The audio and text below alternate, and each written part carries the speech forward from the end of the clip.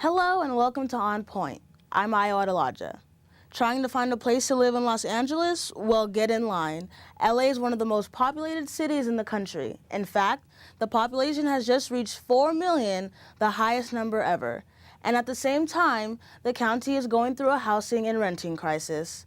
The population increases, but the number of houses and apartments for people to live in does not. Because of this lack of housing and many other factors, living in Los Angeles is not economically feasible for many people. According to the new 2016 affordability report by the California Housing Partnership, from 2000 to 2014, the median rent has gone up 28%, while the median renter income has gone down 8%. Currently, the average rent in Los Angeles is more than $2,000 a month. The income needed to afford that, more than $40 an hour. People who earn less than half of the median income are spending more than 71% of their income on rent. They're left with only 29% for food, transportation, health care, and other needs. Only people who make $40 an hour can afford to spend the recommended third of their income on housing. These numbers are quite discouraging to millennials, many who will soon be college graduates. We spoke to CSUN students about their experience paying rent in the area. It's pretty difficult, honestly. I took out student loans to support myself while I'm doing that. But I do work side jobs here and there. I think right now it's not too difficult actually, but I think later on when I have to repay everything, that's going to be what's fun. It's not that bad when you go in with multiple people. So I am paying a pretty good price for my own room. Most of my money will go to rent and stuff, but eventually I'll get the hang of it, hopefully. I actually just moved from West LA, so I didn't have to commute to school anymore. But I used to live like in the Palms area. It's like Southwest LA. I was probably paying twice as much what I'm paying right now.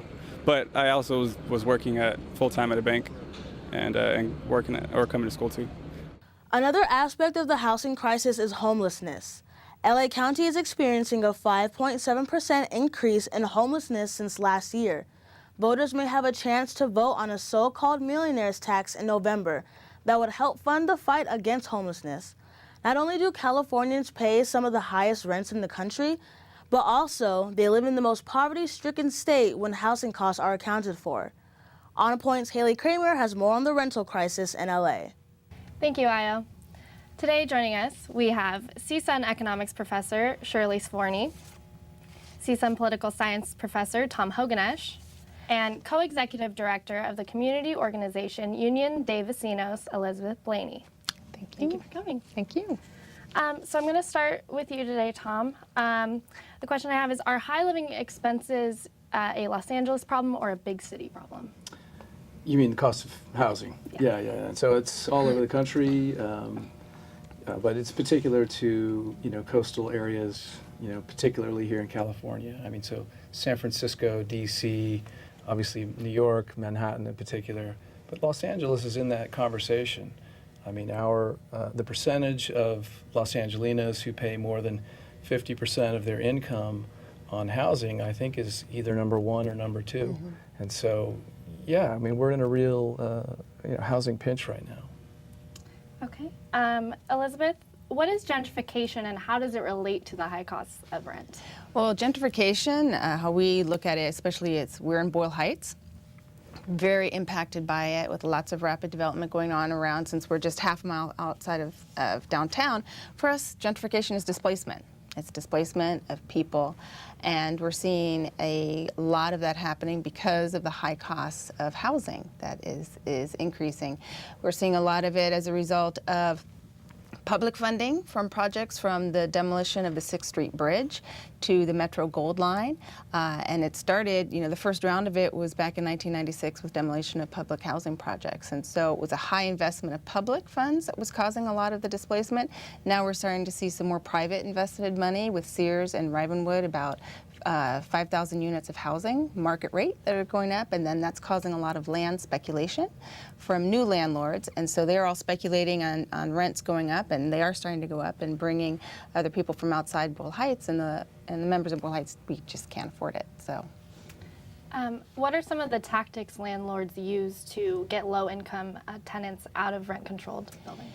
So just to give a little background for Boyle Heights, most of the units are under rent control, and about 75% of Boyle Heights are tenants. So what we're seeing as tactics that come in is under rent control, you can only be evicted for a few reasons, and so there's a lot of tactics like voluntary vacate agreements or doing a lot of heavy inspections, weekly inspections, so the tenants just feel like their landlord's on top of them constantly. Why are they coming into the unit? Looking for any type of single thing that they can, and there's a lot of illegal rent increases. So a lot of tenants don't know that they're protected under rent control, and so either through fear, harassment, there's a lot of threat around immigration issues that are just kind of scare tactics to get people out. So what we're really trying to do is educate and do tenant rights clinics building by building, block by block, so that people understand that just because you have a new landlord doesn't mean you have to go. You have a right to stay here, and this is your home at an affordable rent. So. How is the Ellis Act?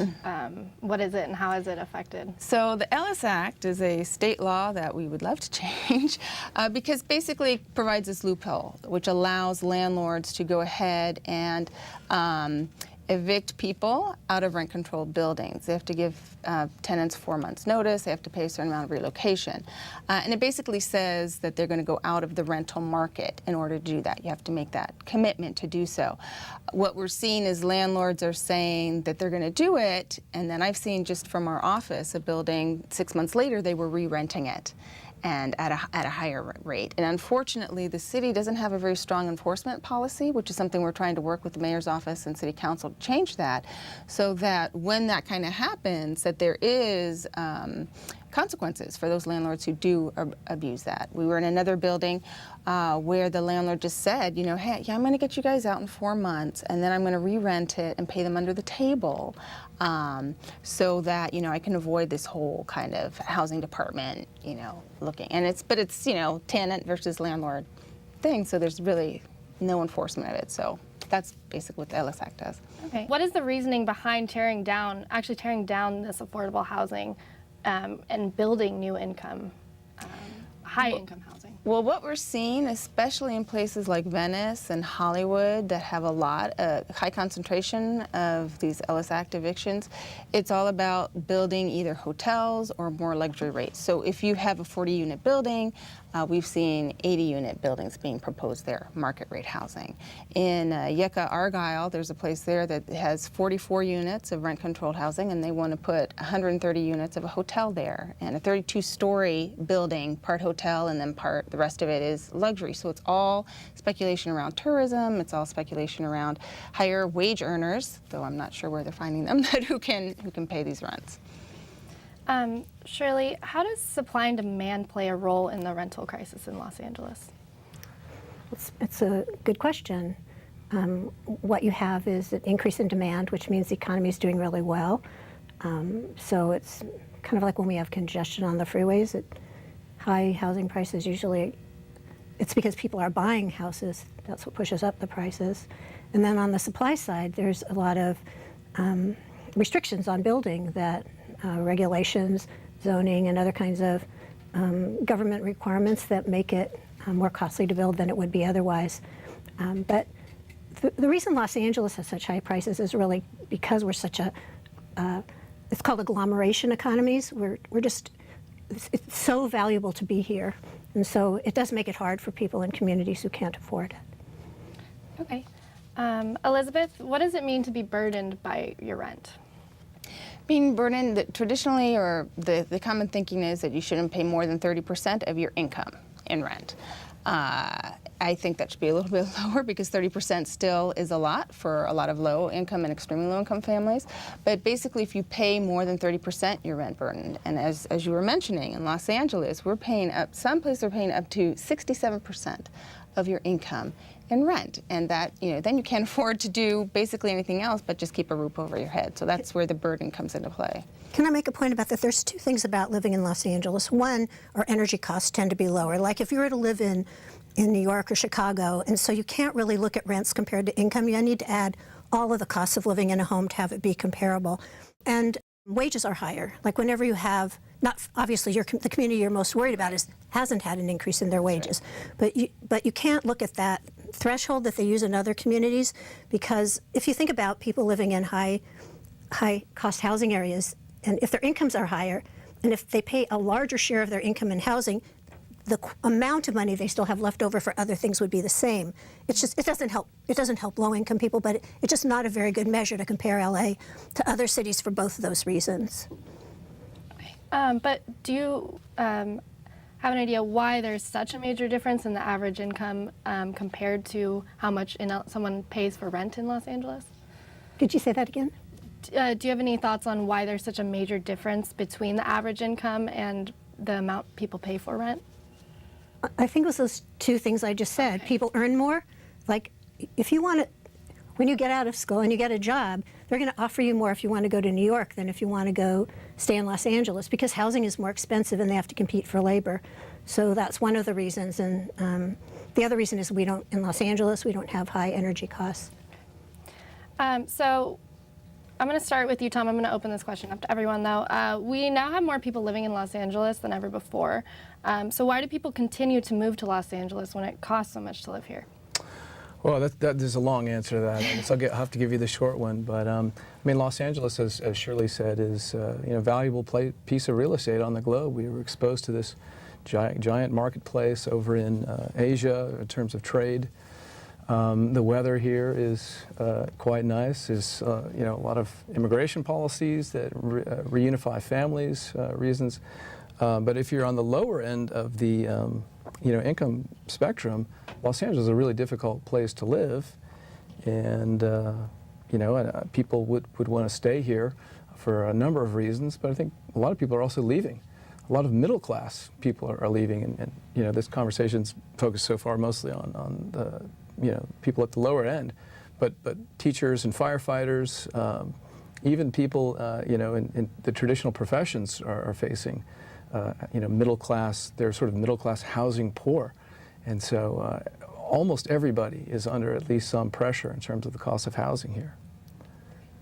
Shirley. I was just going to say that one of the reasons you see what people traditionally call the middle class leave Los Angeles or leave big cities is that it's just not worth it for businesses to, what they do, the businesses can't pay them to stay here. So a lot of people talk about how the middle class has gone from LA, but it just means we have a thriving economy, because if we weren't thriving, they could have like manufacturing facilities in LA, but you just don't do it when land is so expensive. So those kinds of middle class jobs move out.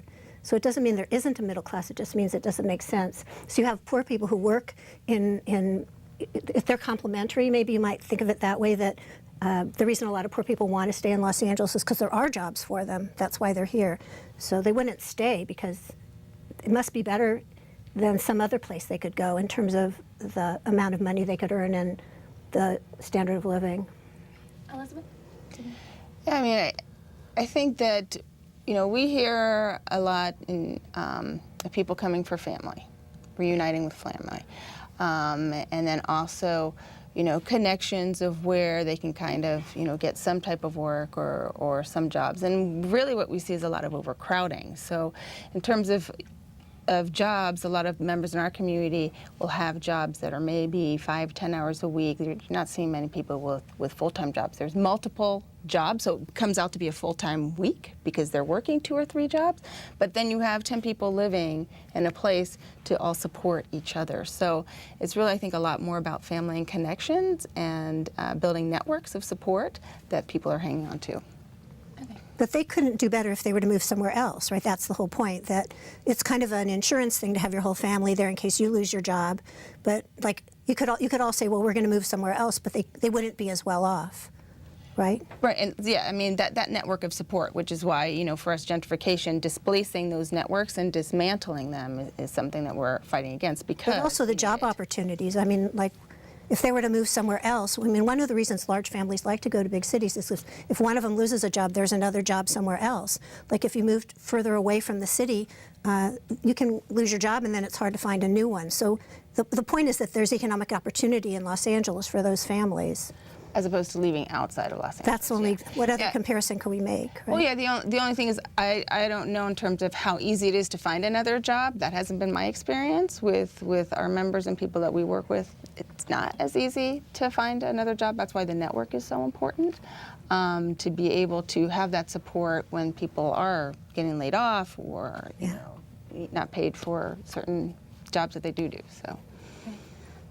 So Shirley, what effect does this have on our local economy, the high rental costs? Well, turn it around. You said, what effect does it have on the local economy?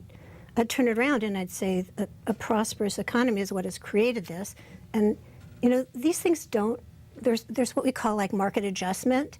So when you have really high prices, if it's too high, some businesses will move away. And some of the people we're talking about who can't get jobs, if they could get jobs elsewhere, they would move. I think that, you know, when you have high prices, you're either going to have an increase in supply, right, or you're going to have a decrease in demand. One of those things is you're going to have an adjustment. I just said that wrong, and I would grade my students wrong for saying it. But anyway, you're going to reduce the amount of people who want to live here and increase the amount of housing available to them over time. How do lawmakers play a role in this problem, Tom? That's a great question. You know, housing runs the gambit from federal Section 8 housing to, you know, the Ellis Act, which is passed by the state, to local jurisdictions. And I think one of the things that is often lost in the discussion about housing in California is how fragmented our approach is to housing. So each jurisdiction, we have 88 cities in LA County alone, essentially has its own housing policy. Some are going to be more, you know, open to affordable housing. Others, places, you know, elite cities like San Marino, are going to be very resistant to any kind of density. And so we have this very fragmented approach, which is kind of unique among industrial democracies. You know, I'm not sure if that necessarily leads to an argument where we have the state take over that, but it's certainly something worth considering, that we don't have a lot of places where you know, politicians can sort of work on these problems from a regional perspective.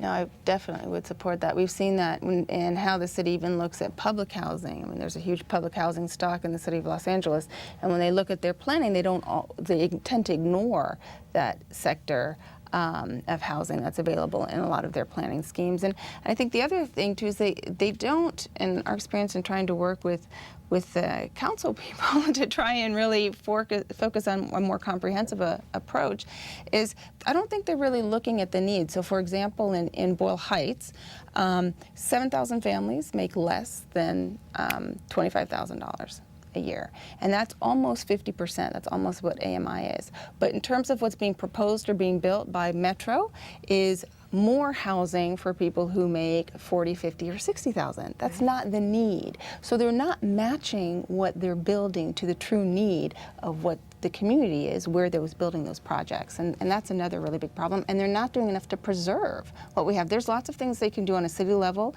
in terms of enforcement and making changes to Ellis Act in terms of implementation and preserving rent-controlled housing to make sure more rent-controlled housing, because that is a form of affordable housing. And they're not looking at it. They're doing it very piecemeal in their thinking.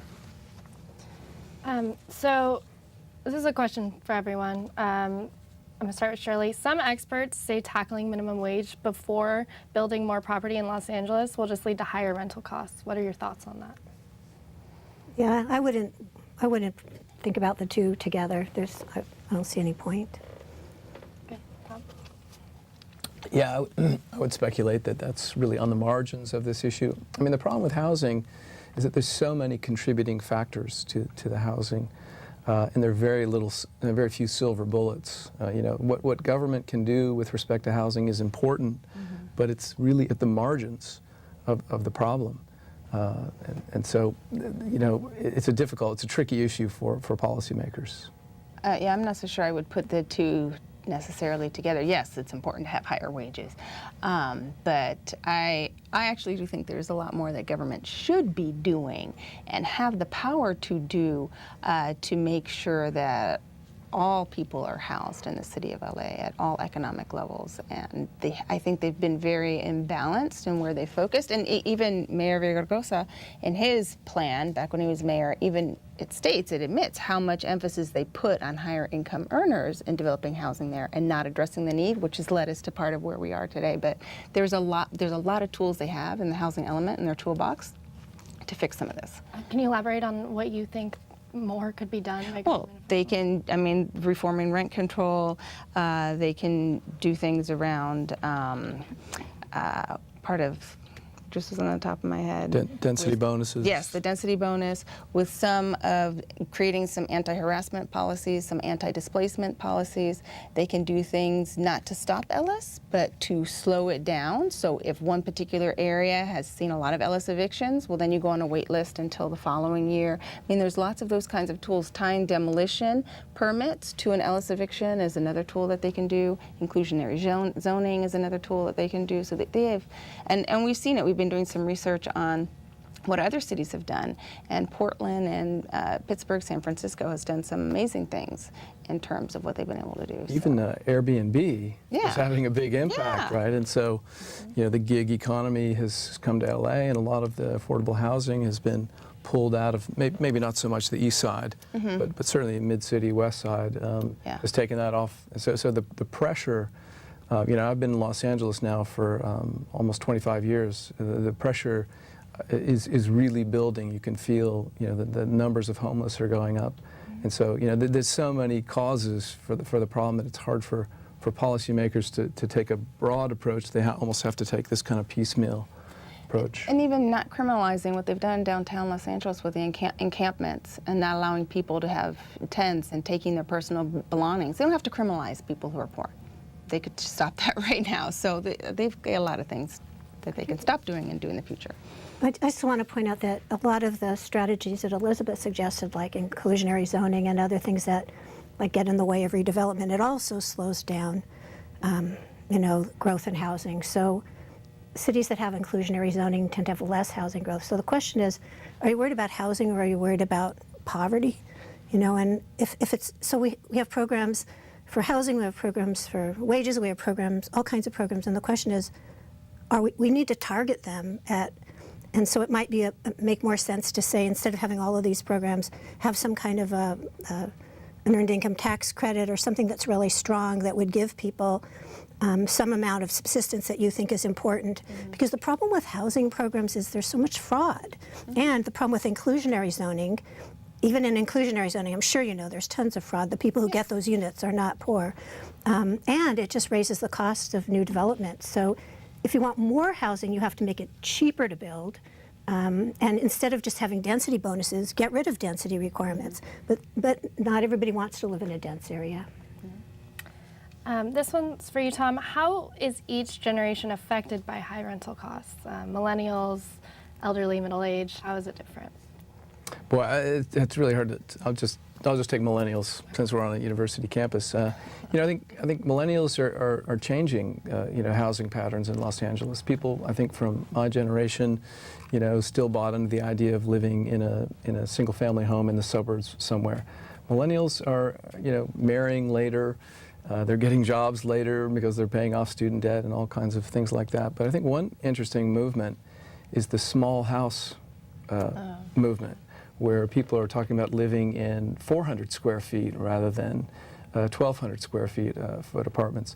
And if that really catches on, then that will give momentum to things like smart growth, where you can put a lot of dense housing, a lot of units close to transportation, places like downtown and where I live in Pasadena. You think that's going to be attractive to people? Well, that's what I'm saying. I think I just wonder. I mean, it looks cute when I see the pictures. Not to you and me, Shirley, but I think the under 30 crowd is. Yeah, but they're going to be over 30. So. They may change their minds, but I think, at least for now, I think you know, that seems to be catching on.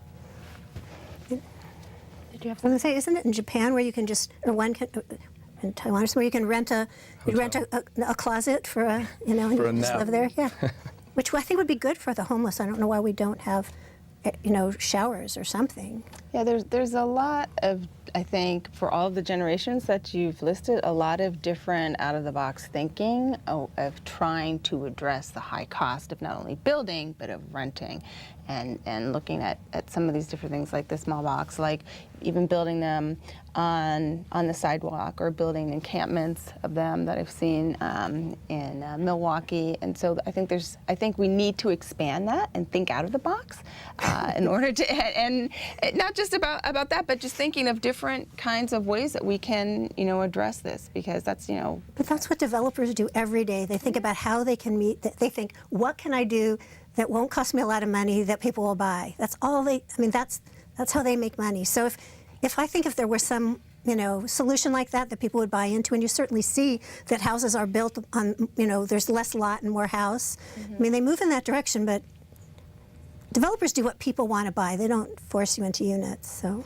Well, and they do what they think they can sell. That's what it means. Amount. So, exactly. it's, and I mean, that doesn't mean we don't have a responsibility to make sure that we're thinking of ways for extremely low and low income families to be able to have access to that. Because we're not seeing that happen, at least in Boyle Heights. And what parts of Los Angeles do you think should be accessible to extremely low income households? Like all of Los Angeles? All of Los Angeles should have accessibility, and definitely in communities where there's a greater proportion of extremely low and low income families, that need has to be addressed on a basic level. So, Shirley, the last question is for you. Obviously, anyone who wants to add to it. How does what is happening in Los Angeles compare to what's happening in California overall with housing and rentals? My understanding is that LA and San Francisco are at the top of the list right now in terms of the cost. But as I said, that those prices are because people are paying for them. It means you have a growing economy when prices rise. And rising prices are a signal to markets and an incentive. So that price usually is there and it says, we want housing, and usually people respond. But right now we have a lot of regulations that make it hard. And certainly if we start to harass people who have apartments, they may not be willing to build new apartments. So. Okay, so that's all the time we have. I want to thank you guys for coming. Thank you for having us. Yes, thank you. You know what, guys? There's a lot of tree branches and dry brush over here. We should probably move the bonfire over there.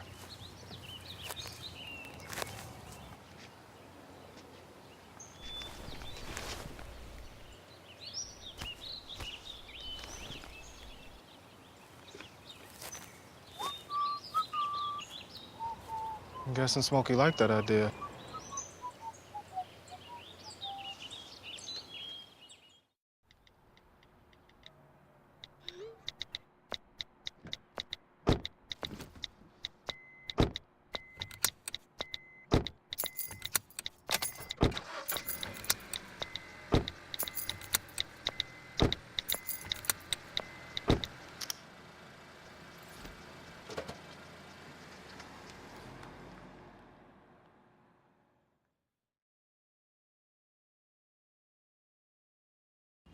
Hart, what's going on? I'm leaving. Why? What did I do? Not enough. The pressure's too much. I quit. I get it. I can do better. Just please, don't leave. Don't let your heart quit on you. Get your uncontrolled high blood pressure to a healthy range before it's too late.